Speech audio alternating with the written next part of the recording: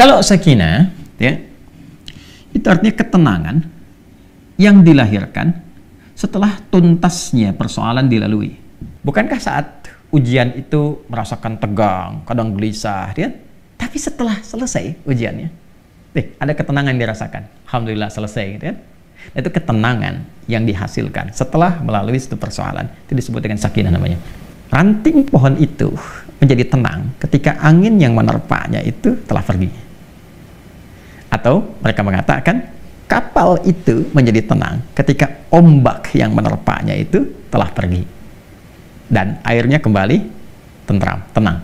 Nah, ketenangan yang telah melalui perombang-ambingan, diombang-ambingkan ombak, pohon diterpa, naik, turun, kiri, kanan, begitu. Setelah kemudian dia tenang lagi, ya, apa yang terjadi? Nah, ketenangan itu disebut dengan sakinah. Dan biasanya, kapal yang banyak diuji dengan gelombang, bahkan gelombang besar, dan dia melewati itu menjadikan kapalnya kualitasnya lebih kuat.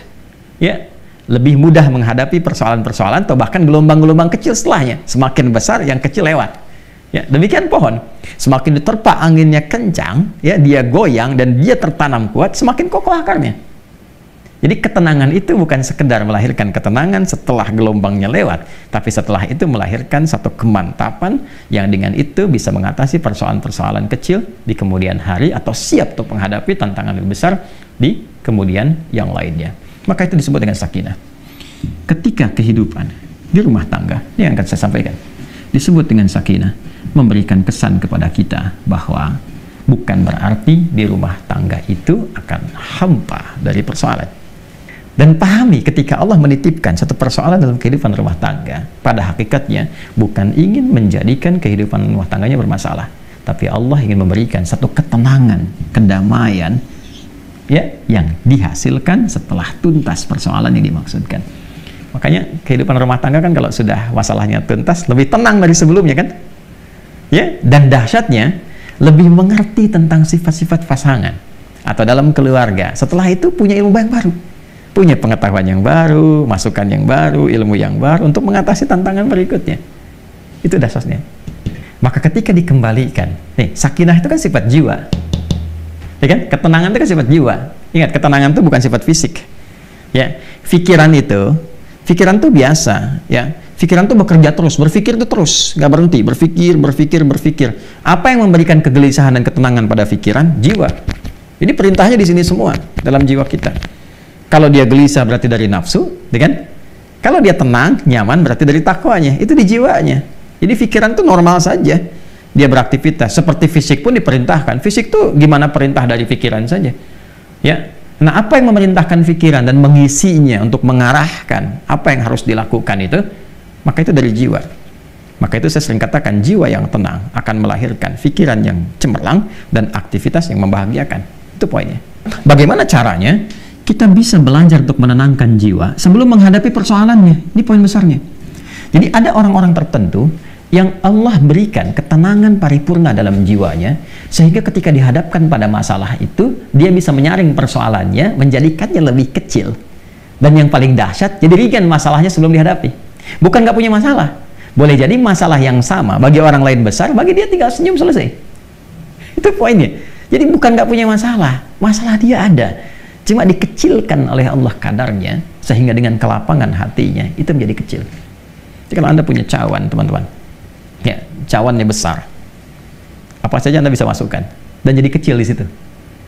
Tapi kalau cawannya kecil, ya, yang kecil pun jadi besar. Garam sedikit itu asin semua.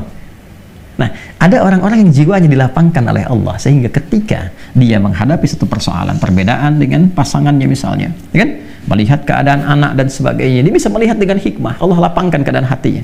Kenapa begini? Dia nggak langsung simpulkan, langsung keluar ide itu, dilihat dulu, dia bersikap dulu. Nih, kelapangan jiwa. Ini mahal.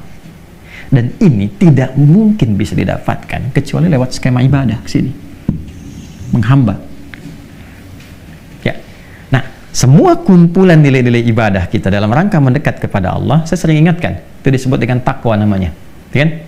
Takwa itu kan gabungan antara iman dengan amal soleh. Kan? Iman itu kan pekerjaan hati dalam jiwa, amal soleh implementasinya. Digabungkan jadi takwa. Seseorang yang membangun kehidupan rumah tangganya dengan nilai-nilai ketakwaan, ini Dia bangun dengan takwa. Dia jaga sholatnya, diwasiatkan pada istrinya sekalipun keluar tetap jaga sholat, anak-anak pastikan sholat, hidupkan rumah dengan Al-Quran, dekati Allah Subhanahu wa Ta'ala, banyakin zikir, misal, itu akan beda suasana rumahnya. Demi Allah saya katakan, Anda kalau nggak percaya silahkan ya, hidupkan rumah dengan suasana ibadah kepada Allah. Anda ada di dalam ataupun sedang di luar, hidupkan, maka akan ada suasana yang berbeda kepada jiwa. Allah akan jaga itu ya. Ketika takwa meningkat, bahkan diringankan persoalan. Sebelum ada masalah, solusi datang, sehingga masalah jadi ringan. Ketika Anda mendekat kepada Allah, Allah ringankan dan berikan solusi yang jernih. Berpikirnya jernih sekali, tahu apa yang harus dilakukan, kan? Maka apa yang terjadi? Wa may yattaqillaha yaj'al lahu makhraja. Siapapun yang mampu membangun ketakwaannya kepada Allah, dan dia naikkan lagi, kan? Maka apa yang terjadi?